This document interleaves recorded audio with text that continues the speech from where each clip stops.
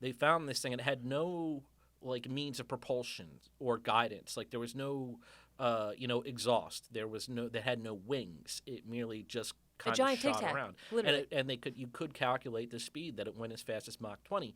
And what I can tell you about that is somebody who has, researched and extensively discussed hypersonic weapons. And we're talking about hypersonic is Mach 5 or higher, which means 5 times the speed of sound. So if you get up to 20, you're now 20 times faster than the speed of sound. The fastest objects we've ever created on Earth are just barely capable of doing Mach 20. It's not something that we do lightly. It's not something that we can just do. It requires a lot of engineering, a lot of sophisticated engineering, and it requires a very powerful rocket. So to have, basically some kind of tic-tac shaped craft with no obvious propellant moving at that speed, that is extremely abnormal.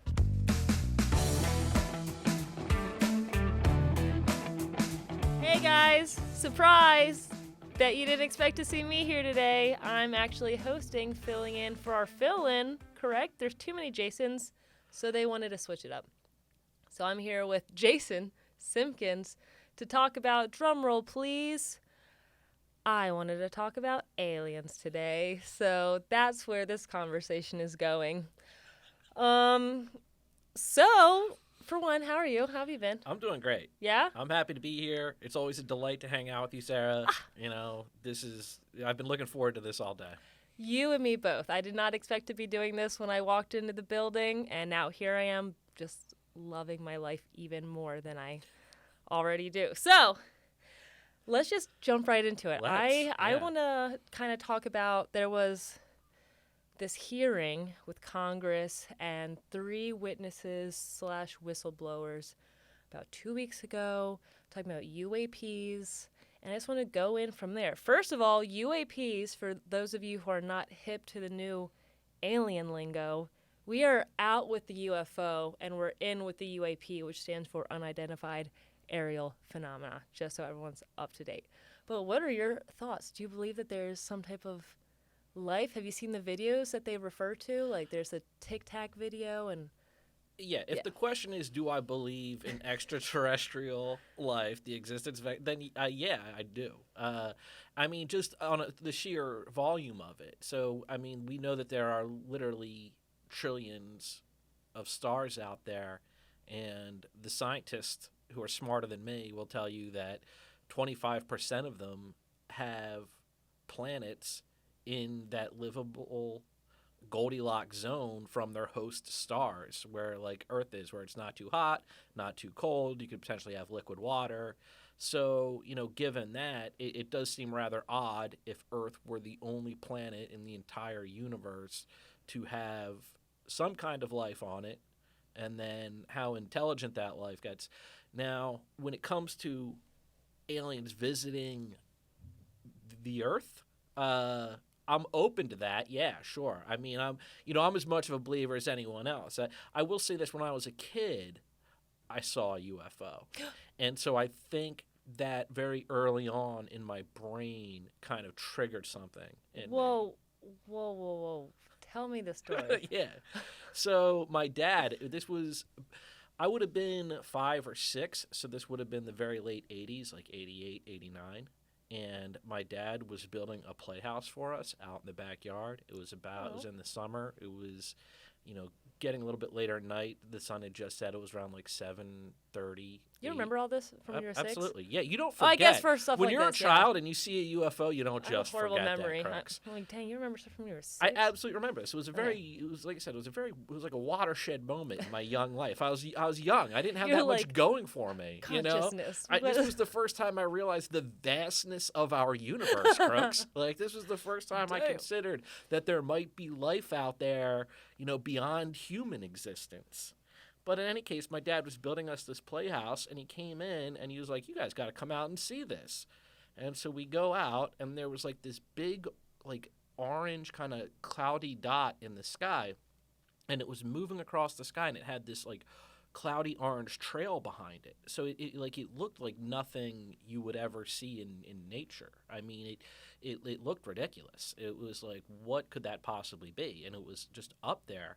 And so, we saw it, and, whether my dad was kidding with us or not, but, like, he was like, yeah, it's UFO. But, I mean, there was an article about it in the paper the next morning. So, like, it wasn't just some, like, unique thing, it was like people saw it. It was out there. It was up there. And so we have, these sightings. I mean, now, what was it scientifically? I don't know. Like, Yeah. could have been anything. And I was the least capable to judge because I was 6 years old. So I'm not the one to ask. But in that moment, I think that's where I decided concretely, of course there are aliens, because I saw a UFO.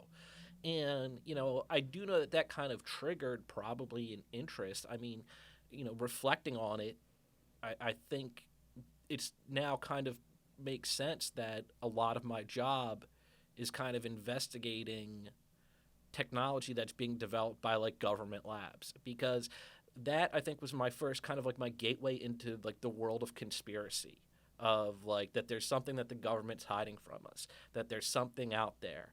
And that carried on through when I was a teenager. I stayed very interested in, like, aliens and, even more conspiracies, like the Kennedy assassination and stuff like that. I became kind of just obsessed about, like, what are these secret things that we can't know about? And now here I am as an adult, literally working to uncover those things so that people can invest in them and profit from them. True. And so that's there's a very now clear trajectory of my life that I'm now seeing that I think we can trace back to me seeing a UFO at age 6. True. Quick plug, because all this stuff has been considered a national security threat, and this guy's got a bunch of defense stocks in his pubs, the Wealth Advisory, their secret stockpiles, the link below, check in the description. But anyway, back to the more important stuff. So I want to pull back to your story, and also you using the term extraterrestrial life, intelligence, whatever, because in this hearing, the main whistleblower, Grush, what's his name? I don't know. Grusch is how it's spelled, his last name. And he talks about how he doesn't like to use the term extraterrestrial because he doesn't like to, I actually wrote the exact quote. I like to use the term non-human. I don't like to denote origin because extraterrestrial means outside of our Earth. What if these weird things have been here this whole time? So, okay. Because there's also, right. I still believe that there's life on other planets or other in space, outside in space. Because again, like you said, space is I'll vast just say and this is massive. another case of this pronoun debate just going way too far. You True. know, everybody's got their pronouns. Now you can't call them extraterrestrials. Like, all right, I'm non-human. Non-human. The aliens identify as non-human. Okay, that is fine with me. Like, Okay. I will try to use the preferred nomenclature for non-human alien forms, alien life forms going forward. On behalf of all non-humans, thank you. If there's an alien among us, it's you. Yeah, honestly, probably. But because some of the stories they talk about are like seeing these because that's like a whole thing, because people are like, oh, well, unidentified aerial phenomena could just be some person's little drone and blah, blah, blah, them just not having like a record to it. Okay, yeah, well, some of the things that they're seeing cannot move in any way that our technology has been able to get to. They're like, there's some stuff that can travel up to Mach 2. I don't know shit about Not Machs. even Mach 2, actually, Mach 20. You're off by a factor of 10. Oh my God. So they calculated, that was in the case off the coast of California, where I think it was like the Nimitz they'd identified. That's the tic-tac you were talking about. It would go up and down and side to side. And literally. They found this thing, and it had no like means of propulsion or guidance. Like there was no exhaust. They had no wings. It merely just kind of shot around. Literally. And you could calculate the speed that it went as fast as Mach 20. And what I can tell you about that is somebody who has, researched and extensively discussed hypersonic weapons. And we're talking about hypersonic is Mach 5 or higher, which means 5 times the speed of sound. So if you get up to 20, you're now 20 times faster than the speed of sound. The fastest objects we've ever created on Earth are just barely capable of doing Mach 20. It's not something that we do lightly. It's not something that we can just do. It requires a lot of engineering, a lot of sophisticated engineering, and it requires a very powerful rocket.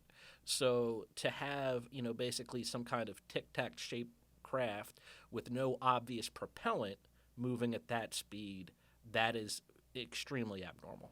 And literally, and with the Tic Tac thing, it was talking about like some of the movements that it did. For one, just completely stopping midair and going in complete opposite direction.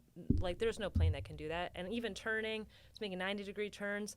It was talking about, they were like, it was 80,000 feet up in the air, completely dropped down to 20,000 feet, hovered there for hours, and then just like went back up into space. And 80,000 feet, that's high as shit. Do you know how commercial airlines, I looked it up just 30? to prove a point. 30,000? 33 to 42,000, and this is double that. I'm like, damn, that's up in the stars. Yeah, you're up in space. Literally. You're in the kind of low Earth orbit type space at 80. Crazy. But just one more story, that because I was literally just, again, watching this thing just to refresh my memory. But the craziest story to me is the Vandenberg Air Force Base story, when there was a bunch of Boeing mechanics there, and all of a sudden they see a football field length cube coming up from the ocean and then hovered over one of their airbase things for about 45 seconds and then just launched up over the mountains. A football field cube coming towards you. And then I'm just like, for one, show me the video. There's got to be cameras. I don't like how there's been like the same two recycled Tic Tac, this other thing. I'm like, bro. And the one guy's talking about, sorry, I'm just going to be all over the place because I am so, go on. this thing, it's been so exciting. And it talks about, one of the witnesses in the hearing talks about there's like 30 people that have had similar stories that they talk to about. I want the evidence. I need to see the videos. Like, I know that they're out there. I know that they're classified. It's a whole thing. But can you just imagine? And they talk about force fields around them, like one of the other stories. Let me look it up. The one off of Virginia Beach, which is not that far from here. So just showing there's California coast, East Coast. It's all over the place.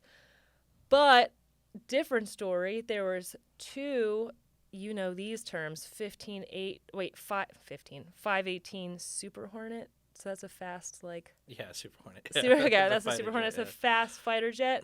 Basically, it was split by a dark gray or black cube that was about 5 to 15 feet that had, like, an orb around it. So I'm already picturing, like, sci-fi, like, bending the space and time around it. And then in one of these videos, you can kind of tell. I'll clip it. I'll put a photo. Boop! That shows one of their radars, and it actually looks like there's, like, an orb around it, too. And I'm like, because, like... talking about how, like, there was a documentary about people just flying fighter jets, too, and you can, like, that can knock you out and you could die if you're not properly trained. The G-force of it all. Yeah. Depending on like, how many Gs you get up, you can lose consciousness, And, like, there's just so much happening. I don't know. Yeah, I don't even know. I think a key point in all of this is that we're talking about sightings by fighter jet pilots. We're talking about professionals, professional airmen, people who spend a lot of time in the skies, who are extremely familiar with the kind of technology that our military has and what our limitations are and what our capabilities are.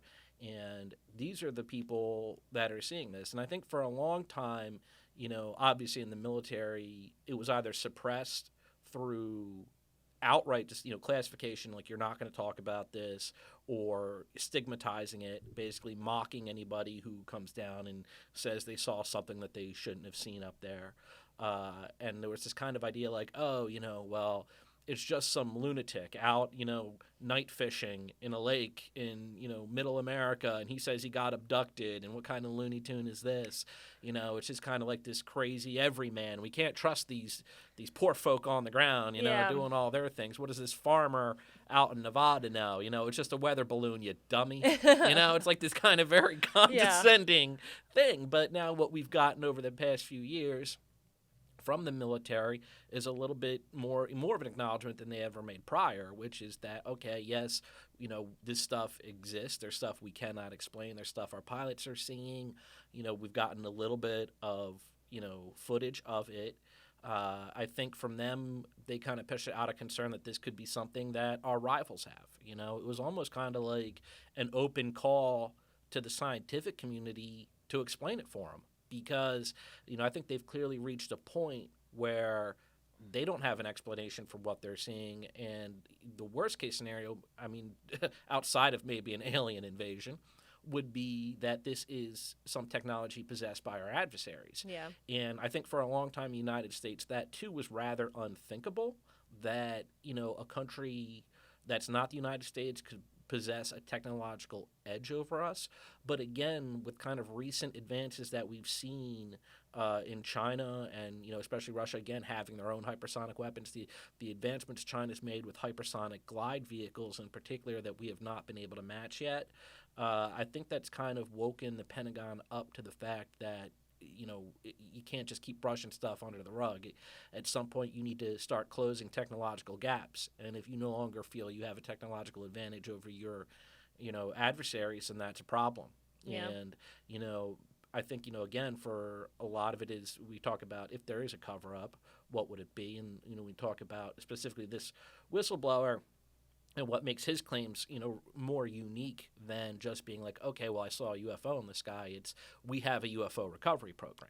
Exactly. It's that we go and collect this debris and collect this wreckage, and we're trying to reverse engineer it to get our own, again, edge over global competition. And so that's kind of been the working theory. It's that, this is all obfuscated to either protect our technological leads or to try to gain one. And so, I think that's just kind of where we're at now. But it is, at least it is a little bit kind of heartening in a way to see the government at least start to acknowledge this stuff and not just, write people off as quacks. Exactly, because that's the whole thing, too, that they discussed. It was like, okay, what is it that we can do to help people feel comfortable being able to come forward, because there was such a stigma with this kind of stuff. And them saying that having this hearing alone is great. And I know that there's other things that are supposed to be kind of coming out over time. Like NASA, I believe, started some type of UAP research program that they're supposed to be coming out with some type of speech or talk about something soon. But another thing that they mentioned, because we're talking about, again, there's a stigma and people in the military, they started seeing this, and then they kind of started having little briefings before they'd go out. One group of people that don't have any type of proper reporting is commercial pilots. So Sure. Regular ass Delta, United, whatever, flying all of us on our little vacations or whatever, and all of a sudden seeing some of the shit out their window, and they're like, hey, this actually is a security issue for not just obviously the military or whatever, but these hundreds of people on this flight, and they don't have a proper way of reporting that, and there's also probably a stigma with that as well. So I'm just I'm already a window seat girly, but I'm about to be looking out the window all the time. Well, for a long time, too, that was a cliche about airline pilots, is that they were drunk all the time, No. which is kind of absurd, Really? right? When you think about it, in modern times, that this was a thing, but it was just that airport pilots used to just be drunk. And so if you came back and you were like, oh, yeah, I definitely saw a UFO out there, it might kind of incriminate you in a way. Either it'll be like, let me smell your breath, or, okay, buddy, you're going to have to take a few trips off. I did not know that was a thing, Oh, a yeah. stigma. What? Or not? Yeah, that was a trope for a while, that pilots, they had a drunken pilot because, they'll say, oh, the plane just kind of flies itself, that you just kind of put it on sit there, autopilot, and they're just sitting there just or, hanging out at the airport bar or whatever. They have pilot bars near the airports. Oh, my gosh. But, yeah, no, that was always kind of a thing, It was kind of the way that, I don't know, it's just one of those things. Yeah, I did not realize that. Dang, I mean, yeah, I would assume it's kind of mainly autopilot because flying a plane sounds overwhelming. But, yeah, I don't know. I've just been fascinated. My fiance, that's been his whole, we've just been listening to podcasts. There's docuseries out there. It's been, the main thing we've been looking into at home when we watch, TV. Yeah, there's some fun stories. Like I said, I mean, I'll watch it, and I take it all with a grain of salt. I think that's important is to, like I said, I'm obviously open to all of this, and I don't rush to dismiss or explain anything. And especially when it comes to so-called crazy ideas. Again, I think in this industry, a lot of ideas get called crazy. Just when you're an investor or an entrepreneur or some kind of business person, you might have some quote unquote crazy idea for something, but then it works out and it turns out to be $1 billion idea. So I don't think you want to be dismissive of new notions or things that challenge the way you think about the world around you. At the same time, you also don't want to be gullible and just lap everything up. Yeah. But having said that, like if I'm hanging out on my couch and I'm just looking for something to watch, and there's like an alien investigative program, I will watch that. I will watch the hell out of that. And like one of my favorite stories of all time, alien related, came out of that, which is that back in like I guess the 1960s it would have been, or maybe 1970, Richard Nixon was golfing with Jackie Gleason of Honeymooners fame. You know, if you're familiar, you're a young kid, so, yeah. but you're aware of the Honeymooners. Oh my God! I'm so sorry. Is that a movie or something? No, it's a TV show. Oh, is it a show? Yeah. Okay, so back in the 1950s, there was a TV show called The Honeymooners, and you're gonna love this. The guy's catchphrase was "To the moon, Alice," as in "I'm gonna beat my wife." And so you can't get away with that anymore. The 50s. But that was Jackie Gleason. And so he was out golfing with Richard Nixon. He had a golf tournament down in Florida that he would run. And he was really into UFOs. And so obviously when you have a president there and you have access to a president, you're almost kind of duty bound to ask them about this. And so he started asking, and, Richard Nixon kind of like played it off like, I don't know, yeah, maybe. And then later that night at like midnight, there's a knock at Jackie Gleason's door, and it's Richard Nixon, and he has come alone, and he doesn't have Secret Service. It's just him and a Cadillac, and he's like, "Get in, we're going for a ride." Dang. And so they get in, and they drive for hours, and President Nixon drives Jackie Gleason, allegedly, to a base in Florida, where he takes him inside. He pulls up, I guess, to the security gate. He's like, let me in. And so they go, and they let the president in, and he showed Jackie Gleason not just alien wreckage, but alien bodies. He basically gave him a tour of this facility and showed him the goods. Now, this information, it comes secondhand from Jackie Gleason's wife. That's what she said it. And then a guy who he was writing a book about aliens and about, I guess, maybe Jackie Gleason himself. I don't know how much overlap was between the two. But he also said that Jackie Gleason corroborated the story to him, that this, in fact, happened. Do I believe that story? I don't know. But it's pretty cool. I like to think about it. I think it's a good neat, story. Dang, because it makes me think you're talking about just shows and stuff. I know, like, Obama's helping produce some show or docuseries about some known like abduction case. I'd have to look into it. I don't really remember. Alien abduction case? Yeah, like some people that claim to have been abducted or something. I don't know. That would be intense, but yeah, well, I always felt for those people. I mean, it's a lot of people, to choose not to believe. Yeah. To just be dismissive of. And like I said, the stuff with the Air Force, that goes back to even the Roswell days. The guys that headed up the Roswell crash site investigation, they came out and said it wasn't a weather balloon. It was technology, and we took it away and we played with it, and we never saw anything like it before, and we didn't know how to emulate it. But then there's also like average people that have these stories, and my question is always just like, well, why would anyone make this up? What's in it for them? These people aren't signing major book deals. They're not, getting, I don't know, television pilots or whatever. They're not becoming famous overnight. No one's paying them money. They're not getting anything out of it. And so, if anything, it hurts their reputation. So, like I said, the stigma of it, it negatively affects them. It makes them unqualified for promotions. It hurts their careers. It hurts their personal lives. Then they become a laughing stock. Yeah. So I don't see the net gain for people to lie about this kind of stuff. So any kind of like trauma, I don't know. I think that's, like I said, I've seen some shows, I've seen them, and like they run the gamut. Some are just like a bunch of dudes, like, yeah, we were out fishing, definitely saw an alien. Definitely saw one. But yeah, I mean, it makes me think of like talking about just like normal day-to-day people, because I know, having the people in the military coming forward shows that there's like people that have like security clearance and all this stuff and background checks, so it's not just some guy in the middle of the states, whatever. But I mean, there was that like crash that happened in Nevada a couple weeks ago, but I'm just like, everyone has a smartphone basically these days. Almost a majority of the population in the US does. And it's like, anytime anything happens, people instantly pull out their phone. A fight happens, let me record it. Oh, your family's around you, let me take a photo. I don't know, like, well, cell phone footage of UAP exists. It's out there. People see stuff in the sky all the time and record it on their phone. True, but I feel like, I don't know. I know. You need an alien to come out and wave and I say, need "Hi, Sarah. Yeah. It's me." I need up close, not just like they zoom in, it's like out of focus. It gets I live out under of the frame. ocean. Yeah, the people are like partially watching, but like not through their phone, and it's like not a full. It's not good enough. I'm just basically like, bro, come on. Yeah, I don't know. Again, I don't know what you want, man. Like, and that's tough. That's like a tough call. Like, you know, you basically that's not on us as Earthlings. That's on, Show yourselves. That's on the aliens for being all demure about this, because they could land. They could land right in the middle of Washington D.C. True. and just roll out and be like, it's all true. Right. And then it wouldn't matter what the government says. It would be like, okay, well, now it's confirmed because Here the they aliens are here, and but for whatever reason, if what we call them, non-human intelligence. non-human intelligence, that the non-humans be respectful. are here.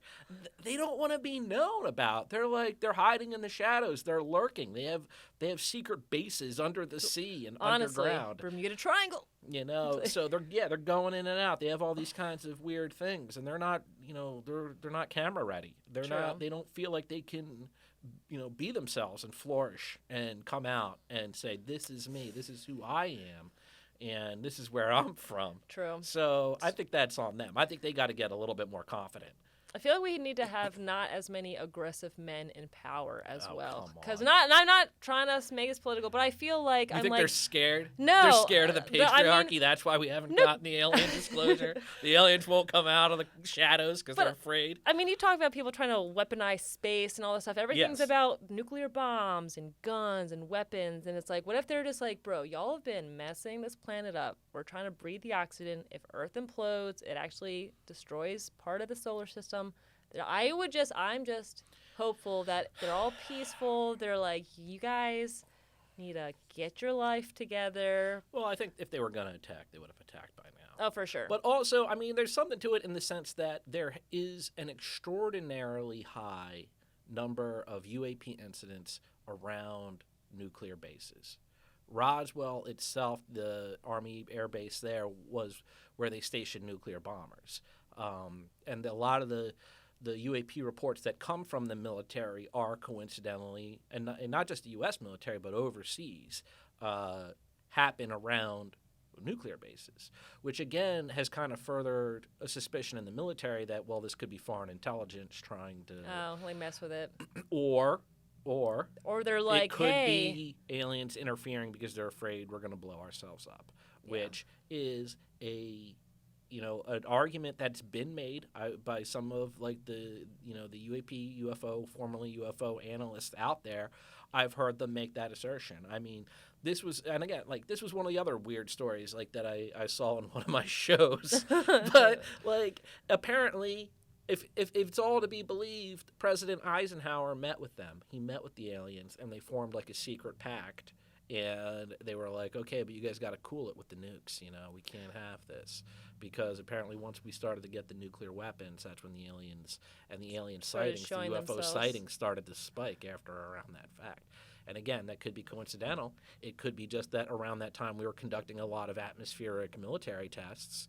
It could be a fact that, a lot of the technology that we were seeing at that time wasn't well known to the public, and so when the public witnessed it, they immediately thought, oh my God, that's a UFO, the aliens have come. Or it could in fact be the aliens themselves. Yeah, no, I was going to say I forgot about the treaty thing, and I thought that there was like some like time restriction on it, which Supposedly. Is like coming up. That theory's bonkers. I mean, because that whole thing, it's that not only did Eisenhower meet with the aliens, but that he agreed to let the aliens build a base under the continental United States and that they dwell there. And I don't believe that. For the record, I do not believe that. I could definitely see stuff in the ocean because, I mean, I was looking at when, that freaking Ocean Gate thing exploded, and there was some website that could, like, scroll down that was just like, this is how far a humpback whale can go. This is how far blah, blah, blah was. And just seeing how deep the ocean gets, that's just terrifying. Yeah, Our ocean's scary. The ocean is incredibly deep and mysterious and dark. Spooky. And I mean, if the pressure, an alien, if you were going to hide somewhere and you could do that, and again, if you're capable of intergalactic travel, okay, and you have a craft that can withstand the rigors of intergalactic travel, then going under the water is not going to be a problem for you. Literally, you could go down there. So maybe it is. Yeah. Maybe it is. Maybe the aliens have an undersea base. I mean, there we go. Well, I think that's about it, I guess. You're good with that? You're content with that, huh? That's your podcast interview. And on that note, let's wrap this up because I just want to keep deep diving into UFO, UAP, non-human stuff. This has honestly been so crazy. I feel like, just for one, what is up with living through all these monumental historic moments? I'm like... Like what? What else are you referring to here? I don't know. I just instantly... I think of like 9/11 is like the first one, and then just like God. wars, and then just like, I don't know. There's just so much that happens. I think that's just the nature of existence. Yeah. I think the people who lived through, say, World War II probably have similar questions. Yeah, no, World War II. That's wars, bonkers, right? I'm very... and like, yeah, I don't understand why people are so violent. I'm like, can we just all hang out and be cool? Yeah, see, that's really important to my investment thesis that not happen. Yeah, true. Like, Yeah, you need all I'm the very military. heavy into defense, Sarah. Like, it's True. important to me that people continue to fight. And that we truly must, two things I will say, I will end on about, since this is an investment show, True. and I don't want you to forget that, or our audience to be disappointed having clicked here and watched this. Yeah, sorry, guys. So, one of two things. If the alien threat is real, then we definitely need to load up on defense contractors, because when they do make themselves known, it's going to be pure panic. It's True. going to be insane. We're going to have to race to defend ourselves, and True. trust me, you're going to want to be you're invested in defense contractors True. when the alien invasion occurs. Or conversely, if it is in fact true that we have recovered alien technology and that we are trying to reverse engineer it, which was a working hypothesis about the Roswell incident, that is where we got things like fiber optics, that we got things like stealth technology.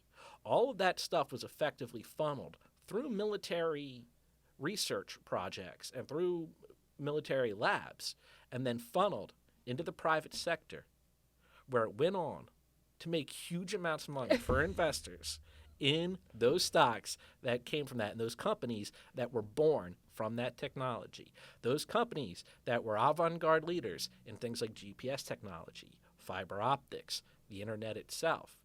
True. Made tons of money, early investors in that. And so if there really is alien technology, and it is in fact leaking through the government, it is being funneled through those very channels which I investigate in my service, Secret Stock Files. Dun, dun, dun. So moral of the story, aliens are real. Subscribe to Secret Stock Files because you'll just make money off of it. From a boy, Jason Simpkins. Yeah, and to be clear, I do not talk about aliens much in Secret Stock Files. This was really kind of a one-off thing. Yeah. But it's also something that I think it's right and proper to address. Yeah, I mean, it happened. They talked about it. There's a whole 2-hour-long hearing. The one whistleblower has his own... I wrote a note on it. News Nation interview that he talks about. It's like a whole open thing, but there's more details. If you're like me and you like to know about all the UAP things, check it out. Or do what's even cooler and check the links below. Subscribe to your boy Jason Simpkins. You won't regret it. He's great. He's smart. Look at him. Look at him. Just take a look at him. Okay. What? Okay. Anyway, thank you for watching. Jason, thank you for spending time with me this afternoon. I appreciate it. It's been a delight. Right, my lord. Oh. But yeah, thanks for watching. Make sure to like, subscribe, comment if you have any personal UAP stories, especially because I'll read them. And yeah, have a nice rest of your day.